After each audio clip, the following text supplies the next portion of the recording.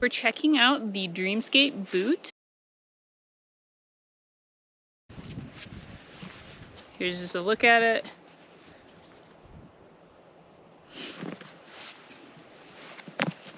So this is a pretty soft flexing boot.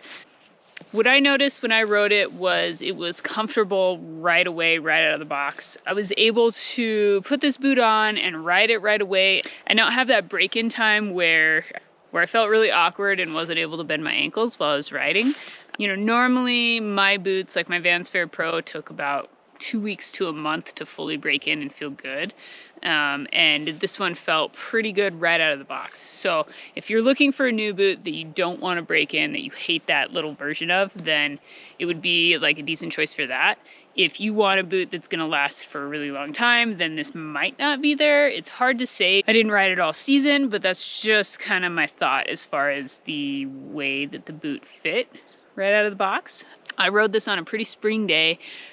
You know, the type of day where you get done and your boots are filled with water and you got swamp foot. Out of the box brand new, they kept my feet dry in those really wet, slushy conditions. So there are a lot of cool features on this boot. They have the boa, which is a crank down boa, and then to loosen it up, you don't pull it out, you just push it forward like that. And then the ankle lock right here will loosen up. They also have this section, which I like, because on a traditional lace boot, you're able to have 2 different zones. You can make this looser, you can make this tighter, you make this tighter and this looser, and this kind of breaks it up in the middle. It also keeps the laces staying put a little longer.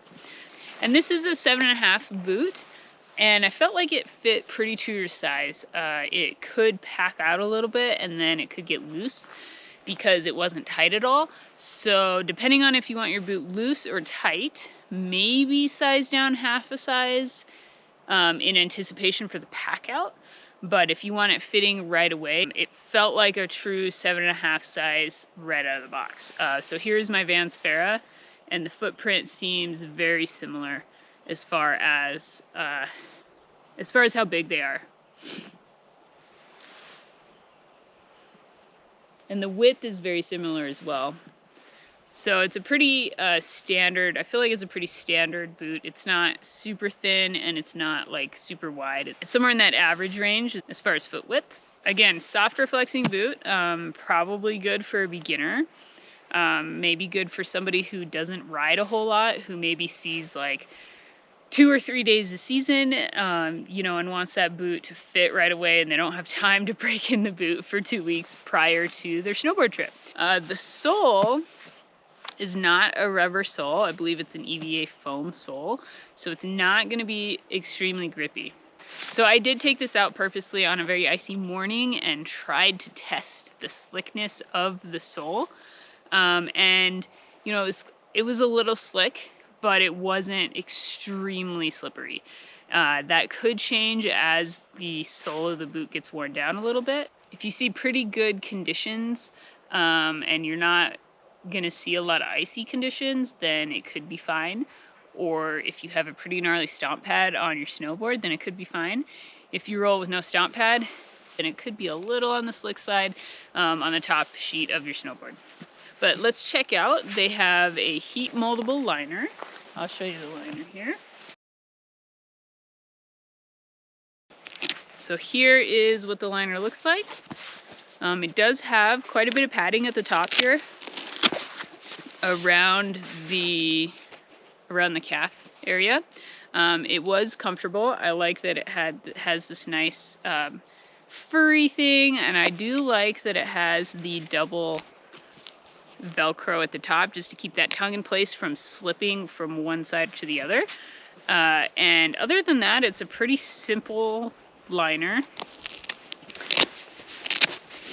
You get a little bit of an ankle lock system.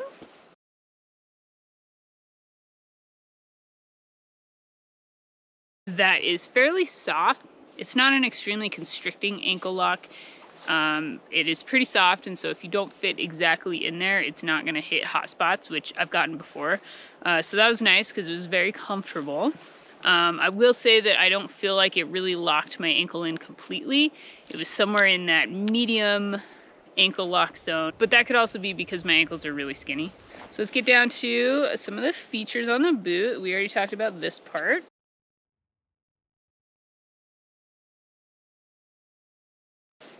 All right, here is a look at the BOA. So it just tightens down around your ankle here, and the cables go to the inside back here and connect down back behind your ankle. And then you loosen it up. So you can see where the cables go there to kind of pull that outer tongue down and help lock in your ankle to your boot. I love that they have this ankle harness. This is one of my favorite ways to get your ankle to stay in the boot. So you can see it's a full-on ankle harness that goes down around your ankle, and then you tighten down this outer thing and it will suck your ankle in around the harness. So that's what the inside looks like there, with the ankle harness all cinched down around the liner. So there's a lot of good features on this boot. There's a lot of things that I like to see in a boot. I like that it's traditional lace. I like this cinch down. I like the ankle harness on the inside.